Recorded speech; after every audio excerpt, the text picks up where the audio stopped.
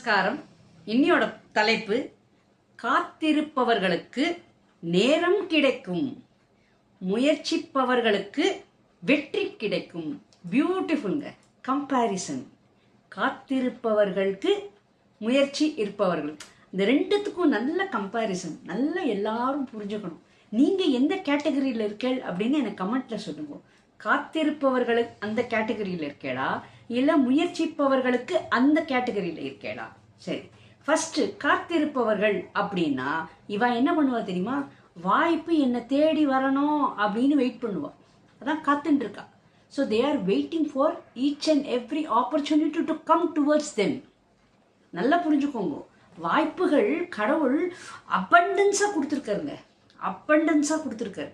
நம்ம என்ன பண்ணணும் தெரியுமா? இப்படி பார்த்துட்டே இருக்கணும். சொல்வா தெரியுமா? Keep your eyes and years wide open அப்படின்னு. ஸோ அப்படி ஓப்பனாக இருக்கிற காரணமே அதுதான். எந்த நேரத்தில் எந்த வாய்ப்பு எந்த மாதிரி ரூபத்தில் வரும்னு நமக்கு தெரியாது.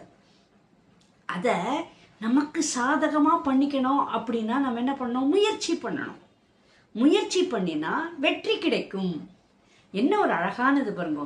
ஸோ கடவுள் என்ன அழகா நம்மளை சோதிக்கிறாரு பாருங்க. சோதனைன்னு சொல்ல மாட்டேன், அதாவது நமக்கு கொடுக்கப்பட்ட ஆக்சசரிஸை நம்ம ஒழுங்காக யூஸ் பண்ணுறோமா இல்லையான்னு அவர் செக் பண்ணுறார்.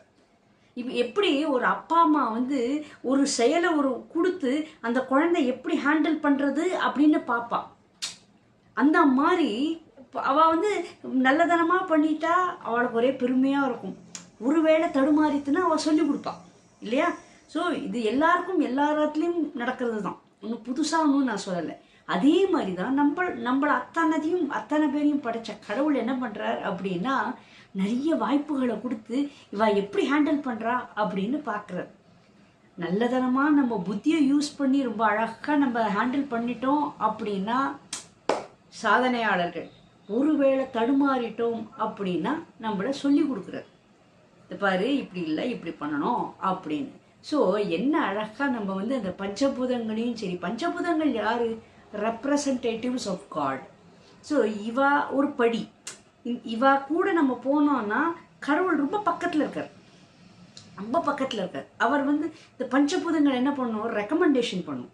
எப்படி நிறைய சிவன் கோவிலெல்லாம் நந்தி காதலை சொல்லிட்டு வாங்கோ, நான் வந்திருக்கேன், குறைகளோ என்ன நந்தி காதலை சொன்னான்னா அது சிவபெருமான்கிட்ட போய் சொல்லுவார். ஸோ அவர் மீடியேட்டர். ஸோ இதே மாதிரி தான் இந்த பஞ்சபூதங்களும் என்னன்னா, ஏஞ்சல்ஸ் இவா எல்லாருமே என்னன்னு கேட்டால் கடவுள்கிட்ட நமக்கும் மீடியேட்டர்ஸ். அவள் நம்மக்கிட்டேருந்து அங்கே போய் அழகாக சொல்லி, அவாகிட்டேன்னு நம்மக்கிட்ட சொல்லி, அவள் பியூட்டிஃபுல் கரெக்டான மீடியேட்டர்ஸ். ரொம்ப அழகாக நம்மளை பிரிட்ஜ் பண்ணுவாள். ஸோ இப்போ இந்த முயற்சிப்பவர்கள் என்னென்னா அட்டெம்ப்ட் பண்ணுறான். ஓகேவா? சம்டைம்ஸ் இதை இன்னொரு விதமாக நம்ம பேசலாம். என்ன பேசலாம் அப்படின்னா, அதிர்ஷ்டம் அப்படின்பா. பா அதிர்ஷ்டம்ப்பா அவளுக்கு அப்படின்பா. எப்படி அதிர்ஷ்டம்? அதிர்ஷ்டம் எங்கேயும் இல்லை, உங்ககிட்ட தான் இருக்குது. ஸோ இந்த முயற்சி பண்ணி அந்த வாய்ப்பை நமக்கு சாதகமாக நமக்கு அமைஞ்சிருத்து அப்படின்னா அதை லக்கு அப்படிம்போம். ஸோ இதுக்கெல்லாம் நாங்கள் என்ன பண்ணுவோம்? எங்களை மாதிரி இந்த ரேக்கி இதெல்லாம் பண்ணுறவாள்லாம் என்ன பண்ணுவோம்னா, அதுக்குன்னு ஒரு முத்ராஸ் இருக்குது, அதுக்குன்னு ஒரு கைண்ட் ஆஃப் ஃபோக்கஸ் அதெல்லாம் இருக்குது. ஃபர்ஸ்ட் ஆஃப் ஆல் நாங்கள் என்ன பண்ணுவோம் அப்படின்னா, எந்த முயற்சி எடுத்தாலும் அது சின்ன விஷயமோ பெரிய விஷயமோ முதல்ல பிரபஞ்சத்துக்கிட்ட நாங்கள் அப்ளிகேஷனை போட்டுருவோம். இந்த மாதிரி நான் பண்ண போகிறேன், எனக்கு நீ ஹெல்ப் பண்ணு அப்படின்னு. அப்போது அந்த மாதிரி ஒரு சரண்டர் நம்ம பண்ணிட்டோம் அப்படின்னா ப்ராப்பராக கைட் ஆகிடும். ஸோ நம்மளோட முயற்சி கண்டிப்பாக வெற்றி தான். நிறைய பேர் முயற்சியே பண்ண மாட்டான், இப்படி சோம்பேறி கழுதிகளாக இருப்பாள். ஸோ இந்த காத்திருப்பவர்கள் அப்படின்னா ஈக்குவல் டு சோம்பேறி அப்படின்னு போட்டுள்ளோம். ஏன்னு கேட்டால் அவள் வரும் நம்ம இன்னைக்கு ராசி பலனில் சொல்லியிருக்கா, இன்னைக்கு நல்ல காலம், பணம் கொட்ட போகிறது அப்படின்னு சொல்லியிருக்கா. அப்படின்னா ஆமாம், பணம் கொட்ட போகிறதுன்னு சொல்லிட்டு உண்மை, உங்கள் ராசிக்கு வரப்போகிறது உண்மை. ஆனால் நீ முயற்சிக்காமையே பணம் உன் வீட்டில் எப்படி கொட்டுவோம்? நீ ஏதாவது முயற்சி பண்ணும்போது அதில் உங்களுக்கு நீங்கள் எதிர்பார்த்ததை விட கூட வரும். ஸோ அப்படி தான் நமக்கு வறுமை ஒழிய, நான் இப்படி உட்காந்துட்டே இருப்பேன், ஆனால் எனக்கு பணம் இன்னைக்கு ராசி பலனில் சொல்லிட்டா, டிவியில் இன்னைக்கு சொல்லிட்டா, அதனால் இன்னைக்கு கண்டிப்பாக பணம் கொட்ட போகிறது அப்படின்னா வேலைக்காக. ஸோ நம்ம கீதையில் கூட என்ன சொல்லியிருக்கா, நீ ஒரு அடி எடுத்து வச்சா நான் 16 அடி வைப்பேன் அப்படின்ட்டு இருக்கு. ஸோ நம்ம தான் முயற்சிக்கணும். இந்த ஆக்சசரிஸ் எல்லாம் நம்மக்கிட்ட கடவுள் சூப்பராக கொடுத்துருக்கார். அதிர்ஷ்டம் எங்கேயுமே இல்லை, நம்மக்கிட்ட தான் இருக்குது. ஸோ அந்த அதிர்ஷ்டம்னு சொல்லவே கூடாது. எல்லா வேலைகளுமே உங்களுக்கு சக்ஸஸ் தான். வெற்றி வந்தால் தான் சக்ஸஸ் அப்படின்னு நினைக்கிறது தப்பு. ஃபார் எக்ஸாம்பிள், என்னோட எக்ஸாம்பிளே நான் சொல்கிறேன். எனக்கு ஆக்சுவலி நான் ஹைதராபாத்தில் ரொம்ப வருஷமாக இருந்தேன். பட் என்னோட ஏரியா அங்கே வந்து 2 லாங்குவேஜ், ஹிந்தியும் சரி தெலுங்கும் சரி அங்கே நல்லா வேலை செய்யும். நாங்கள் இருந்த இடத்துல வந்து டாமினன்ட் வந்து தெலுங்கு தான். ஸோ ஆட்டோக்காராலேருந்து எல்லாத்துக்குமே தெலுங்கு. நான் அஃப்கோர்ஸ் எனக்கு தெலுங்கு தெரியாது. பட் எப்படியோ நான் வேலைக்கு போகிற இடத்துல நான் என்னோடய கொலீக் மூலமாக நான் தெலுங்கு கற்றுன்ட்டேன். தெலுங்கு கற்றுண்டு சரளமாக தெலுங்கு நல்லா பேசுவேன் அவள் கம்யூனிகேட் பண்ணும்போது. பட் ரொம்ப லிட்ரேச்சர்லாம் கிடையாது, கம்யூனிகேட் பண்ணுவேன். நல்லா அழகாக கம்யூனிகேட் பண்ணுவேன். எங்கெங்கே மரியாதை கொடுக்கணுமோ, யார் யாருக்கு மரியாதை, அதெல்லாம் நான் நல்லா கம்யூனிகேட் பண்ணுவேன். பட் ஹிந்தி வந்து எனக்கு ஒன் வே, எனக்கு புரியும். பட் எனக்கு அது வராது. எனக்கு வந்து அவ்வளோ ஃப்ளூயன்சி கிடையாது. அப்போது அது வந்து என்னன்னு கேட்டேன்னா, எனக்கு ஒரு ஆப்பர்ச்சுனிட்டி கிடைக்கல. இப்போ எதிர்த்தாப்பில் யாராவது ஹிந்தி பேசுகிறவா இருந்தானா ததக்கா நானும் பேசி, நானும் எப்படி நான் தெலுங்கு கற்றுனேனோ அதேமாரி ஹிந்தியும் நான் கற்றுட்டுருப்பேன். பட் எனக்கு என்னன்னா, அதே சமயத்தில் எனக்கு அந்த மாதிரி ஒரு ஆப்பர்ச்சுனிட்டி வாய்ப்பு கிடைக்கல. ஆனால் ஒரு சமயத்தில் ஒரு பாயிண்டில் என்ன ஆச்சுன்னா, சும்மா நாங்கள் ஒரு லேடிஸ் எல்லாருமே எங்கள் ஃப்ளாட்டுக்காரன்னா சும்மா ஏதோ ஒரு கேதரிங் மாதிரி பண்ணிட்டு இருந்தோம். கேதரிங் மாதிரி பண்ணிகிட்டே இருக்கும்போது சும்மா கேட்டார், ரேகா அப்போ ஹிந்தி மாலுமே அப்படின்னு ஏதோ கேள்வி கேட்டா. எனக்கு அதாவது அந்த வாய்ப்பை நான் வந்து எனக்கு தெரியாது அப்படின்னு சொல்லிக்கவும் வைக்கும், அதே சமயத்தில் தெரியாதுங்கிறது உண்மை. பார்த்தேன் இப்படி பார்த்துட்டு, ஓ 6 बजे हो गया, ஹிந்தி नहीं आता मेरे को அப்படின்ட்டேன். அதாவது காமெடியாக சாயந்தரம் 6 மணி ஆயாச்சு, அதனால எனக்கு ஹிந்தி வராது. 6 மணிக்கு மேலே ஹிந்தி வர வடிவேலு ஜோக்கு மாதிரி 6 மணிக்கு மேலே. எதுக்கு நான் சொல்ல வரேன்னா, அதை லைவ்லியே ஆக்கிட்டேன். அதை வந்து நான் வந்து ஜோக்காக எடுத்துக்கிட்டேன். அது ஒரு ஆப்பர்ச்சுனிட்டி, இந்த ஹிந்தி கற்றுக்கக்கூடிய ஒரு ஆப்பர்ச்சுனிட்டி. அதுக்கப்புறம் நான் அவகிட்ட விவரத்தை சொன்னேன். இல்லை எனக்கு வந்து ஹிந்தி பேசணும்னு தான் ஆசை, ஆனால் எனக்கு வந்து ஒருவேளை ஏதாவது கிராமட்டிக்கல் மிஸ்டேக்ஸ்லாம் பண்ணிடுவேனோ பயம், எங்கே மரியாதை கொடுக்க வேண்டிய இடத்துல ஊர்மையாக பேசிடுவேனோ அப்படிங்கிற அந்த ஒரு பயத்தினால தான் நான் வந்து கொஞ்சம் ஹெசிடேட் பண்ணுறேன் அப்படின்னு ஒன்று. அதுக்கப்புறம் கொஞ்சம் கொஞ்சமாக தத்தக்கா புத்தக்கான்னு பேசி தென் ஒரு மாதிரி தெலுங்கு அளவு கிடையாது, but okay I can manage, கொஞ்சம் ஐ கேன் மேனேஜ். ஸோ எதுக்கு நான் இதை சொல்ல வரேன் அப்படின்னா, இந்த மாதிரி குட்டி வாய்ப்புகள்லாம் வரும்போது நம்ம அதை விடக்கூடாது. அதுக்கப்புறம் நாங்கள் வந்து குருவாயூருக்கு நான் வந்து கிட்டத்தட்ட ஒரு 70-80 பேரை 10 வருஷமாக நான் வந்து குருவாயூரில் போய் நாங்கள் நாராயணியம் போய் சுவாமி கிட்ட சமர்ப்பிப்போம். நாங்கள் போய் நாராயணியம் போய் சுவாமி கிட்ட அங்கே போய் நாங்கள் கற்றுண்டதை வந்து நாங்கள் போய் படிப்போம். அப்போது எனக்கு மலையாளம் தெரியாது, மலையாளம் புரியும். பட் இன்னொருத்தர் தான் வந்து குரூப்பாக கூட்டின்னு போவாள். ஆனால் அந்த சந்தர்ப்பத்தில் அவளால் முடியல. சரி, உடனே அவள் எல்லாருமே ரேகா நீ கூட்டின்னு போ, ரேகா நீ பார்த்துக்கோ அப்படின்ட்டா. எனக்கு கிடைச்ச வாய்ப்பை நான் இதில். ஆனால் இது ஒரு பெரிய பொறுப்பு. எல்லாரும் வயசில் பெரியவா, என்னை விட வயசில் பெரியவா தான் அவள். But I took it as a challenge. நேராக பிள்ளையார்கிட்ட போனேன். பிள்ளையாரப்பா, இந்த மாதிரி எனக்கு ஒரு ஆப்பர்ச்சுனிட்டி கிடச்சிருக்கு, நீ என்ன பண்ணுற, நீ முன்னாடி போகிற, நான் உன் பின்னாடி வரேன், என் பின்னாடி இவள் எல்லாம் வரட்டும் அப்படின்னு சொல்லி பிள்ளையார்கிட்ட ஒரு வடலை போட்டு தென் ஐ ஸ்டார்டட். எல்லாம் அங்கேருந்து ஒரு 3 நாள் நாங்கள் ப்ரோக்ராம் போட்டோம். 4 நாள் ப்ரோக்ராம் போட்டோம். அந்த 4 நாள் ப்ரோக்ராமு ட்ரிப்பு அப்படியே அங்கெல்லாம் வந்து காத்தாயில் பார்த்தீங்கன்னா 10 o'clock ஏர்லி மார்னிங் 10 o'clock கோவில்லாம் க்ளோஸ். திருப்பியும் சாயந்தரம் 4 to 8. ஸோ அதுக்குள்ளே நம்ம போயிட்டுக்கணும். இன்னும் ஒரு டிஸ்டன்ஸில் இருக்கும்.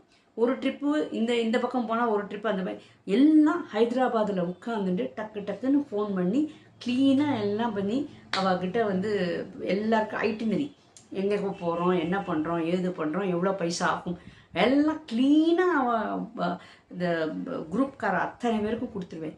எதுக்கு நான் இதை இவ்வளோ பாயிண்ட்டை சொல்கிறேன் அப்படின்னா, லேர்னிங். இந்த இடத்துல முயற்சிப்பவர்கள் அப்படின்னா அதுவும் அவளை வந்து நம்ம என்ன சொல்லலாம் அப்படின்னா லேர்னர்ஸ், அதாவது கற்றுக்கிறான். இப்போ நான் வந்து ஒவ்வொரு வருஷமும் ஒவ்வொரு விஷயங்கள் புதுசு புதுசாக நான் கற்றுட்டேன், நிறைய கற்றுட்டேன். ஸோ இந்த மாதிரி எதுக்கு நான் இதை சொல்ல வரேன் அப்படின்னா, இந்த முயற்சி பண்ணும்போது தான் you learn lot of information. அதில் வந்து நிறைய சின்ன சின்ன விஷயங்கள் ஆனாலும் இட் மேட்டர்ஸ். அவ்வளோ ஒவ்வொரு வாட்டியும் நான் அந்த பிள்ளையார்கிட்ட போய் முதல்ல அவர்கிட்ட சொல்லிட்டு நான் ஆரம்பிக்கும் போது பார்த்தீங்கன்னா நிஜமாவே ஒவ்வொரு ட்ரிப்பும் ரிமார்க்கபிள் தாங்க, அவ்வளோ மெமரபிள். இன்றைக்கும் சொல்லுவா, ஒன்றை மாதிரி யாரும் கூட்டின்னு போக மாட்டாரேக்கா அப்படின்பா.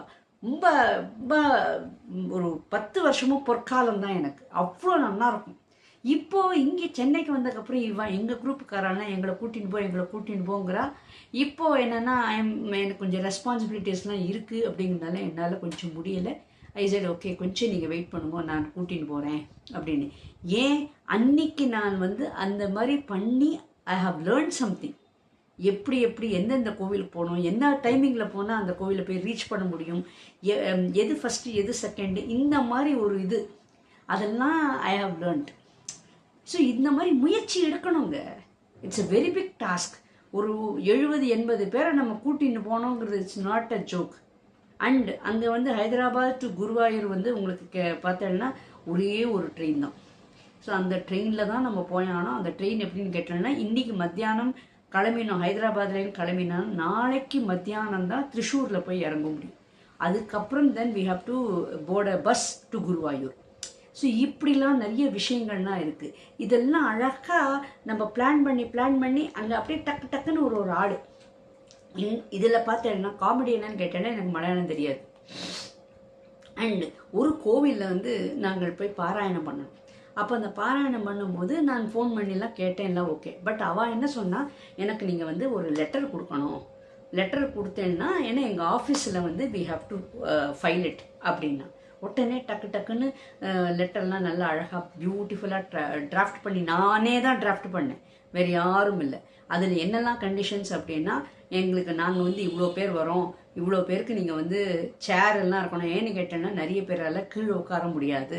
ஸோ அவளுக்கு இந்த சேர்லாம் வேணும், இந்த space from this to this இந்த டைமிங்ஸ்க்கு எங்களுக்கு இந்த ஸ்பேஸ் வேணும், மைக்கு வேணும்.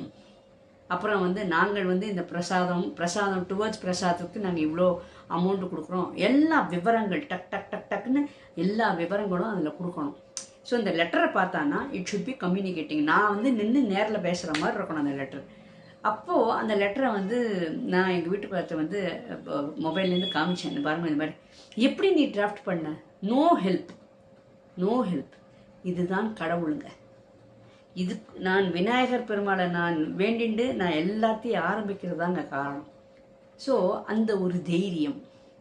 தப்பு வருங்க, தப்பு கண்டிப்பாக அங்கங்கே ஒரு கிராமட்டிக்கல் மிஸ்டேக்ஸ் வரலாம், சில பேர்கிட்ட தெரியாமல் ஏதாவது பேசியிருக்கலாம், இதெல்லாம் வருது சகஜம்தான்.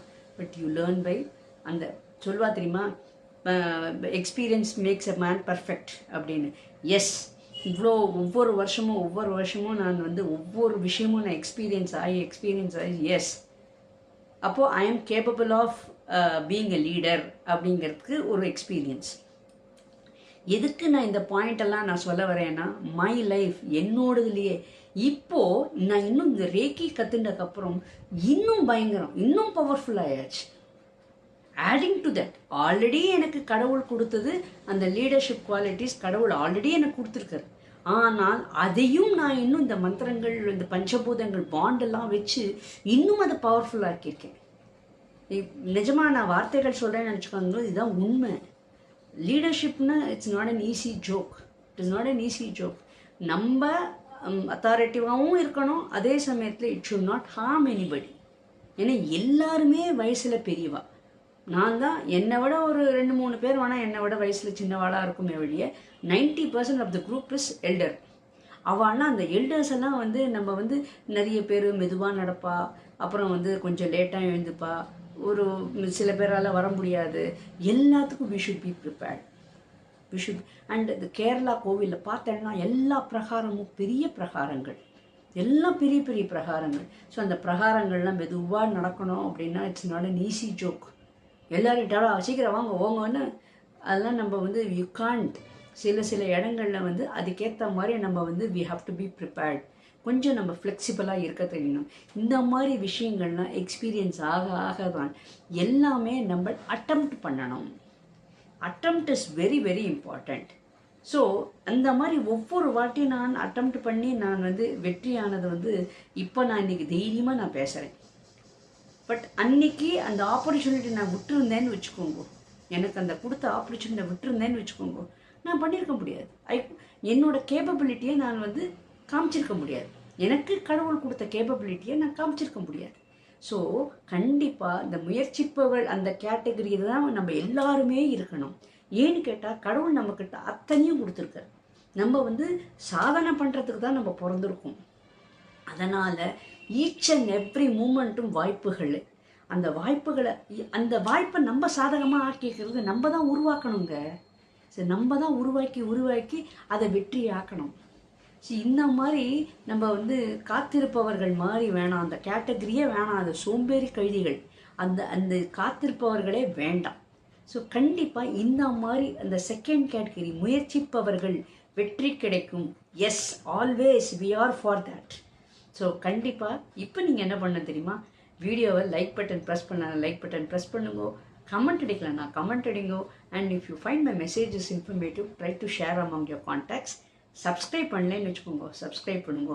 இந்த மாதிரி ஒரு ஊக்கம், உங்ககிட்ட இருக்கக்கூடிய விஷயத்த, கடவுள் உங்ககிட்ட கொடுத்த விஷயத்த நான் ஒன்று எடுத்து சொல்லும்போது இந்த பயணத்தில் நீங்களும் பயணித்து நீங்களும் தொடர்ந்து என் கூட வாங்கும். ஓகேவா? தேங்க்யூ, பாய்.